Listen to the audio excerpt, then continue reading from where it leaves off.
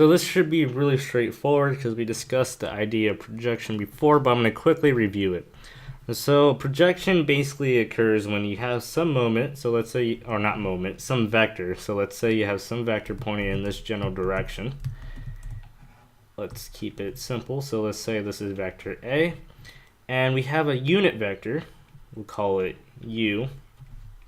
And what we want to do, we want to know how much of this vector lies in the direction of U. So what we can actually do, since this is a unit vector, has a length of 1, we could scale it by using the dot product. So if you want to find this component, so let's say this length AX, you want to find that component, all we have to do is perform the cross product. So it'll be A dot U equals AX. And if you remember, the dot product is a scalar quantity. So this basic idea of projecting A onto X, or onto U, is very simple. You just apply the dot product and you get the component of A that lies on the axis of U. So this very same concept applies when you want to find a moment, any moment around or about an axis. So in this example, we're going to define a unit vector going this way. So this will be UOA.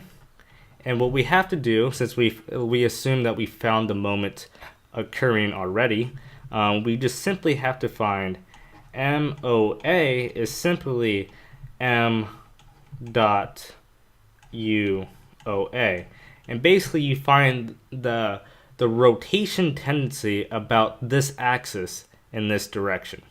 And you'll get a scalar quantity going along this axis. So that is the basic idea of a moment about an axis. You're just projecting M onto an arbitrarily defined axis by finding the unit vectors between O and A and applying the dot product to find the projection of M onto the axis OA. So to generalize this even further, we're going to do the full process. So let's say we have some arbitrary axes defined like this.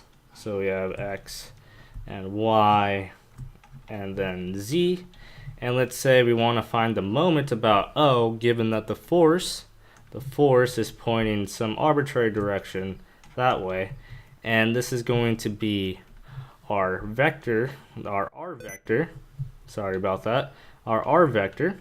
So we could actually find the moment about this axis, given that the force is F. So the moment is equal to R cross F. So basically what would happen, you have a vector perpendicular to both R and F. So that'll look something like, maybe something like this. So that'll be the moment M. And from now, now we want to find the moment about an axis, an arbitrary axis that is not consistent with M. So let's say we have some axis pointing in this direction. So this is A, axis OA, and we want to find the projection of M onto OA. So what we can do, we find the basically we could define, or basically we're doing the dot product, so we project M onto OA, and we want to find the unit vector which points in this direction, which is UOA. So we could find that projection MOA by doing M dot the unit vector OA.